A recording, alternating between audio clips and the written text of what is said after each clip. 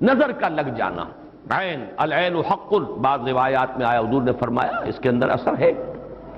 انسان کسی حاسدانہ نگاہ کے ساتھ کسی پر نگاہ ڈالتا ہے، اس میں ایک زہر ہے، یہ نگاہیں مسموم ہیں، اس میں زہر ہے موجود، سمی اثرات ہیں اور اس کے اثرات پڑتے ہیں۔ اور یہ جیسا کہ میں عرض کر رہا تھا کہ جدید دور میں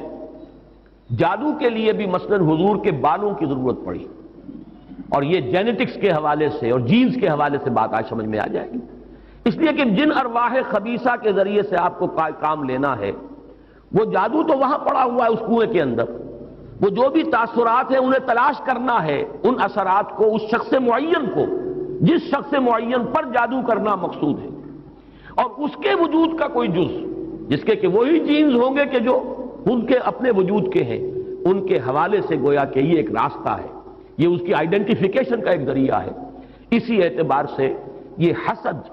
یا یہ نگاہ کا لگ جانا، میں سمجھتا ہوں کہ آج کی فزکس اگر تھوڑی سی بھی آپ پڑھیں تو ریڈیشنز نگاہ پار ہو جاتی ہے انسان کے، ایسی بھی تو ریز ہے نا، ایکس ریز کیا ہے آپ کے وجود میں سے گزر جاتی ہے، یہ ultraviolet infrared rays, یہ تمام کی تمام ایکس ریز، یہ کیا ہے، وجود کو چیر کر گزرتی ہے، تبھی تو اس فلم کے اوپر اثر پڑتا ہے جو فلم کے پیچھے لگی ہوئی اور آپ سامنے کھڑے ہوئے ہیں، آپ کی ہڈیاں علیحدہ نظر آ رہی ہیں اور گوشت جو ہے وہ علیحدہ نظر آ رہا ہے، یہ تمام چیزیں آج سمجھ میں آتی ہیں۔ اور وہ فوٹونز جن کا میں نے ابھی عرض کیا 1 ملینتھ ملین 5 دفعہ کہیے، 30 صفریں لگائیے ایک پر تو 1 ملی میٹر کا اتناواں حصہ جو ہے وہ ایک فوٹون ہے، یہ تو وجود کے اندر سرایت کر کے کہیں سے کہیں نکل جانے والی چیزیں۔ ان ریڈیشنز کے حوالے سے ایٹمک ایکسپلوژن جو ہے اس کی ریڈیشن ہے جو آپ کو معلوم ہے کہ جو ذرا ذرا سے حادثے ہو رہے ہیں، چرنوبل میں ہوا ہے، کہیں ہو گیا تھا بھوپال میں، اور اس کی پھر ریڈیشنز کے کیا کیا اثرات ہوئے، وہ شے نظر تو نہیں آتی، غیر مرئی چیزیں۔ آج کی دنیا میں جب آپ ESP کو مان رہے ہیں، ایکسٹرا سینسری پرسیپشن، نہ آپ کے کانوں کے ذریعے سے آپ کو پرسیپشن حاصل ہوئی ہے، نہ آنکھوں کے ذریعے سے، آپ کے سینس آرگنز انوالوڈ ہی نہیں ہے، but you are having perception, extra sensory perception. اسی طریقے سے ٹیلی پیتھی ہو رہی ہے، ایک بات آپ اپنے دل کے اندر، اپنے ذہن کے اندر جماتے ہیں، مرتکز کرتے ہیں، اور جس شخص کے ساتھ آپ چاہتے ہیں رابطہ، اس تک اس بات کو منتقل کر دیتے ہیں۔ یہ سب کچھ کیا ہے؟ اس کے بعد تو اس دور میں بھی اگر کوئی لوگ بات کریں، من شر حاسد اذا حسد، اور عقد کے ساتھ اس کو جوڑا گیا ہے، ومن شر النفاثات فی العقد ومن شر حاسد اذا حسد، لیکن محض ردیف یا قافیہ یا فواصل کی رعایت سے قرآن میں کچھ نہیں ہے، وہ اس کا ایک فیکٹر، اس کا ایک عامل ہو سکتا ہے، لیکن محض اس کی بنا پر نہیں مانا جائے گا، تو اس میں یقیناً کوئی اور حکمت ہے، اور وہ حکمت تقسیم کی گئی ہے، ہمارے مفسرین نے تو اس کو یوں بیان کیا ہے کہ ایک حسد وہ ہے کہ جو دل میں پیدا تو ہے، آدمی کے اندر ہے، لیکن یہ کہ وہ اس کو یعنی اس کو باقاعدہ کوئی ایک ہمت کے ساتھ اور اپنے ایک عزم کے ساتھ، ارادے کے ساتھ بروئے کار نہیں لا رہا، تو اس حسد کے اثرات نہیں ہوں گے، اس سے پناہ مانگنے کی ضرورت نہیں ہے۔ میں اس کو اس انداز میں تو میرا ذہن سے قبول نہیں کرتا، اس لیے کہ حسد اگر پوٹینشلی ہے اندر تو اس کے اثرات ہوں گے، وہ ریڈیشن تو ہوگی، چاہے اس کا ارادہ ہو چاہے نہ ہو، وہ کیفیات جو ہے وہ اس کے سانس سے، اس کی آنکھ سے، اس کے وجود سے، وہ اندر اگر زہر گھل گیا ہے تو اس کے وجود سے نکلنے والی ساری شعاعیں جو ہیں ان کے اندر وہ اثر موجود ہوگا، وہ مسموم ہوں گی، زہر ان میں ملا ہوا ہوگا، اس کے اثرات ہوں گے۔ البتہ یہ کہ اس کے 2 درجے ہم قائم کر سکتے ہیں، اور وہ یہ کہ ایک ہے غیر شعوری حسد، ابھی آپ کو اندازہ نہیں، اندر ہی اندر کھچڑی پک رہی ہے، وہ اور بات ہے، لیکن جب یہ اس درجے کو پہنچ جائے کہ شعور کی سطح پر آ جائے، آپ کسی کی برائی چاہنے لگیں بالفعل، آپ چاہیں کہ اس کے اندر اگر یہ فضیلت کی بات ہے تو یہ سلب ہو جائے، اس کو پاس اگر یہ نعمت ہے تو یہ نعمت اس سے چھن جائے، مجھے مل جائے، یہی ہے اصل میں جس کو غبطہ اور حسد کا فرق کہا جاتا ہے۔ اور ایک جگہ پر حضور نے ایک حدیث میں لفظ حسد استعمال کیا ہے، لیکن مراد اس سے غبطہ ہے،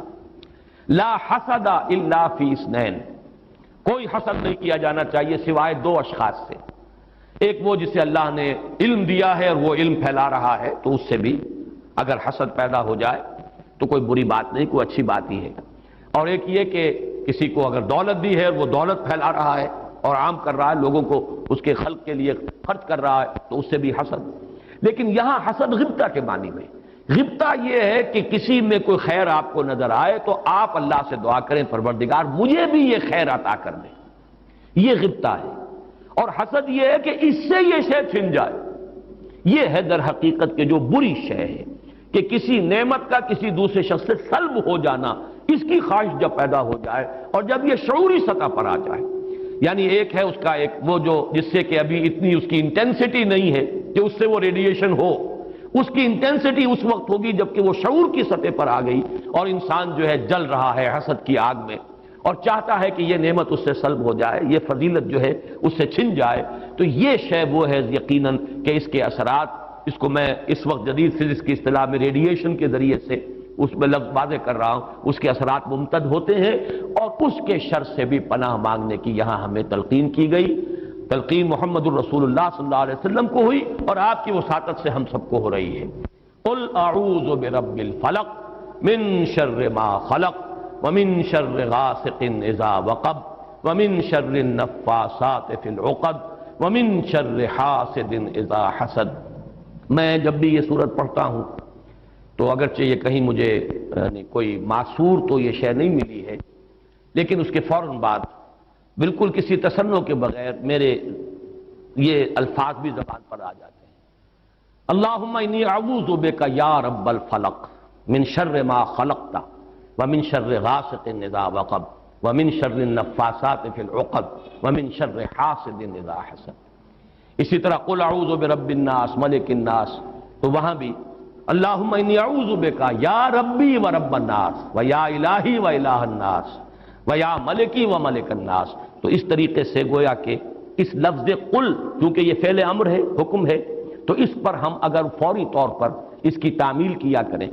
تو یہ اگرچہ معصور نہیں ہے، میں صرف اپنے ذوق کی بات کہہ رہا ہوں، اور بہرحال اس میں کوئی شے ممنوع نہیں ہے، دعا تو ہم مانگ سکتے ہیں، تو دعا ہی کی شکل ہے، تو جو الفاظ ہمیں اللہ نے تلقین کیے ہوں انہی کے حوالے سے ہم وہ دعا مانگے، تعوذ کریں۔ قل اعوذ بک، قل کو چھوڑ دیجئے، اعوذ بک، اللہم انی اعوذ بک یا رب الفلق من شر ما خلقتا۔ اب یہ خلقہ کی بجائے مخاطب کیونکہ ہم کر رہے ہیں اللہ کو، من شر ما خلقتا، آگے جو کہ تو الفاظ رہیں گے ان میں کوئی تبدیلی کی ضرورت نہیں ہے۔ مولانا محمد قاسم نانوتوی دیوبند کے مؤسسین میں سے،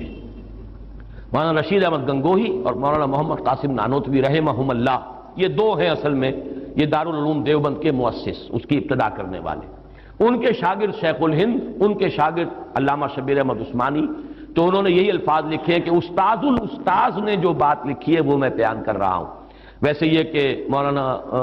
عبدالعزیز شاہ عبدالعزیز رحمۃ اللہ علیہ نے بھی اس پر کوئی کتاب لکھی ہے، وہ بہرحال میری نظر سے نہیں گزری، وہ تمثیل اب میں بیان کر رہا ہوں، بڑی پیاری تمثیل ہے۔